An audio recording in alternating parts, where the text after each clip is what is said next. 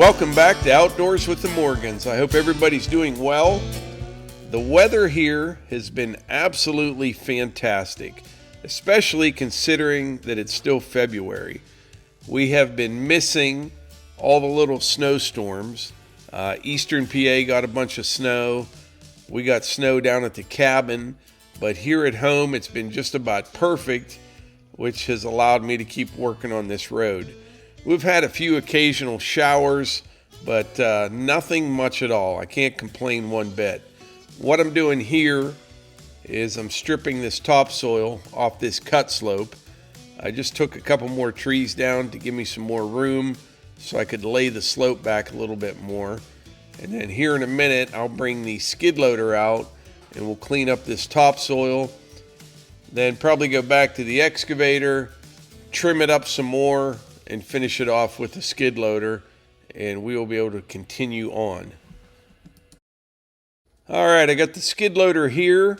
It works really nice for this. It sticks to the slope very well, so you can kind of get up on it, work that topsoil down to the low side, and then I'm taking this dirt here and I'm filling in an old trail that goes off to the right. It's kind of notched out from years of use. So we'll put this topsoil in there, and when we're all done, we'll grade it up. And then by, next fall, when the leaves hit the ground, by then you'll never even know that trail ever existed. But the skid loader, this thing's a beast. It makes short work of this. As you can see, I'm just running up on that slope, piling up the dirt, take a bucket or two over to the old trail, and it doesn't take long at all. This whole process right here is probably 5 or 6 minutes.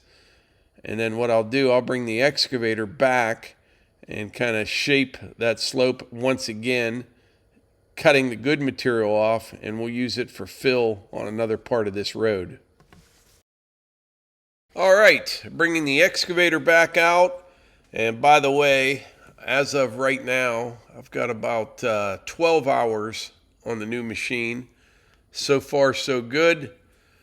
I really like it, and I do like the upgrades on the Dash 5 compared to the Dash 4. But what I'm doing here is just starting to shape the slope a little closer to finished grade. This gives you a little better view, and you can kind of tell I'm out of the topsoil and I'm into kind of a clay shale mix. It makes good fill.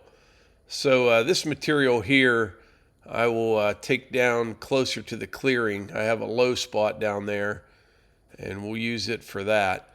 The slope's not going to be perfect. I have trouble with this because I can't get far enough away from it. So you're pulling real close to the machine, but it'll be a good, stable slope. It won't go anywhere. It won't, slip off or anything like that. But yeah, I've got the 30-inch bucket on right here. That's what I've been using mostly out here, just to move dirt. Now we're going to get back on the skid loader here, and we'll start pushing that good material in a pile to the far end. And like I said, we'll use this out the trail.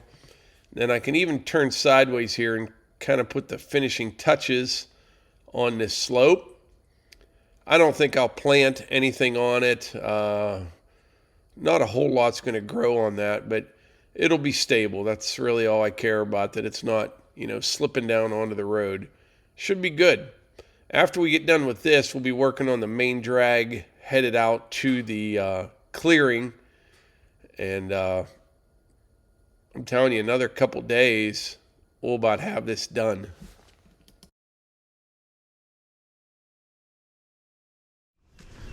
All right, it's about 10 o'clock in the morning right now. I was out here this morning. We cut about a quart of firewood. Levi hauled 2 firewood buckets down to the Woodyard. I'm going to take the excavator down, put it away for the day, and get on the skid loader. And we're going to do some more work out here on the personal highway we're building. So I am checking the weather right now. It was really cold this morning. It was about 15 degrees, but it is warming up fast. And they're saying we're supposed to get some rain. Actually, the chance of rain kind of just keeps dropping. We'll see what happens. And then maybe a little bit of snow tomorrow night. But we've had almost 2 weeks of excellent weather here, especially for this time of year. But before we head down to the Woodyard, I got a great story for you, a hunter story. I just took him to Sheets, like we do, and I'm driving the Subaru. I drive that all the time. So we're shoulder to shoulder in that little car. Well, I got my reading glasses on my hat, like I always do. Well, Hunter doesn't want them on my hat. I have no idea why. So as I'm driving, right, he's right beside me. He reaches over real slow, and he takes the reading glasses off my head very carefully, and he's trying to put them on my face. So they're kind of like this, right? And I don't want to drive with my reading glasses, so I kind of just put them out on my nose, like we do. And that wasn't good enough. So he reaches back over real slow, and he goes like that. So that kid, I'm telling you. Now, the other new thing he does is he would never get out of the car or take his seatbelt off until you turn the car off or the truck off. I don't know why. You can pull in, put it in park, not until you shut it off. Now, he won't get out until you close the gate. No idea why. It's like everything has to be in place. But anyway, we're just gonna set this little bit of firewood out of the way here, and we'll take this back to the Woodyard. I am gonna take a log back with me. I got a decent little maple tree over there, maple log, 8-footer, maybe 15 inches in diameter, I'm guessing. I don't know, but we'll carry that back, and then probably load up the Rex. Well, there's already one bucket in there. We'll see if we can't fit the other one in. Then we'll put the dirt bucket, the tooth bucket, on the skid loader, and we'll come back out here and work on the road. So, by the way, this is the end of the road right here, basically. Well, we'll put a gate right about where the shooting bench is out there.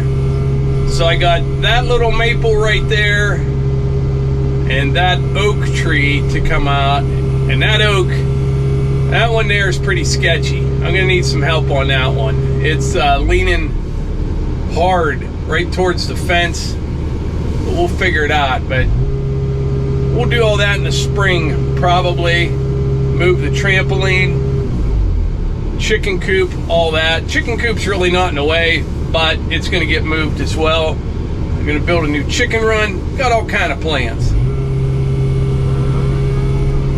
But anyway, this is that maple right here. It's pretty nice, actually. Not bad. Take that back to the yard with us.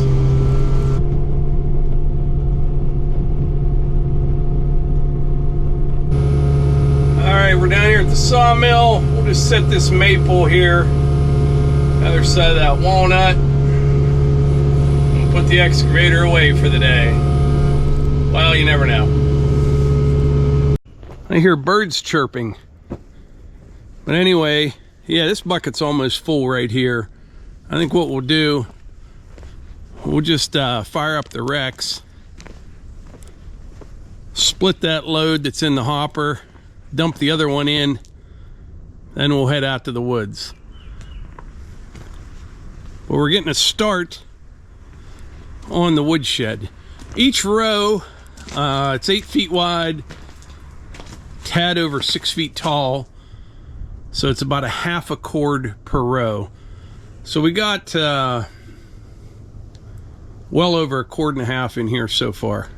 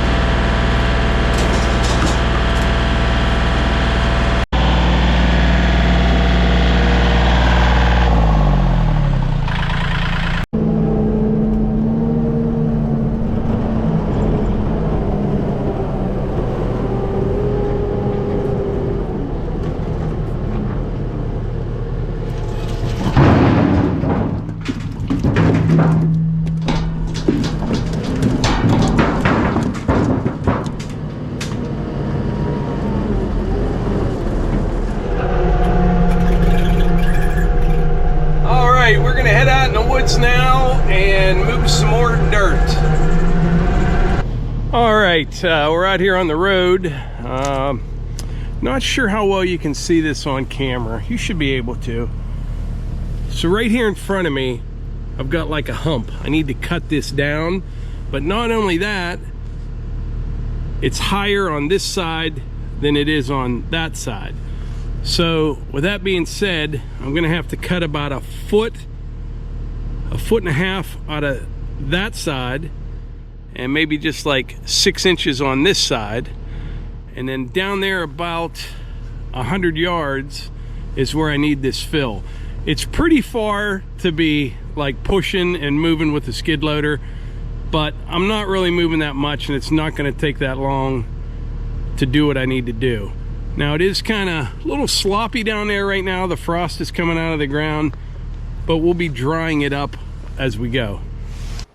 All right, we are moving dirt now. If you look at the right side, you'll see here in just a minute, I take about a foot, maybe a foot and a half out of there. And on the left side, the low side, probably only about 6 inches. And you can see the difference in the material going from, you know, there was just a little bit of topsoil on top, but now I'm getting into some nice shale already. And what I like to try to do is you have to start out flat, meaning, you know, if your machine's sitting all wonky when you get started, that's how you're going to be digging. So you like to get a spot ready and keep the machine flat, or you know, a slight lean to the outside, and you want to maintain that the entire time.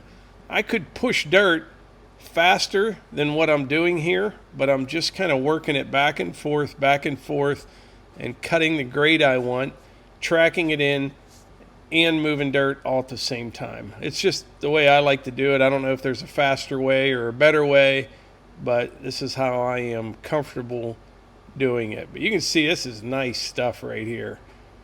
I'm getting down to the place where I need it, and what I'm going to do, I need to go back behind me and take more out of there, but I'm just trying to dry everything up as I go. Once I get some material down here, I'll go back up top and I'll push a whole bunch down right here, you'll see. And I'll make a nice pile and just keep adding to it. I don't know if you can notice, the trees here are really starting to blow around. I knew there was rain coming. I didn't think it would be this fast though, because I only worked for about another 10 minutes after this clip, and it started raining pretty steady. But yeah, look how nice that material is right there. That is nice stuff to make fill out of. Really, really nice. And boy, pushing downhill like that with the skid loader, you can't beat it. It's just, that thing's a beast.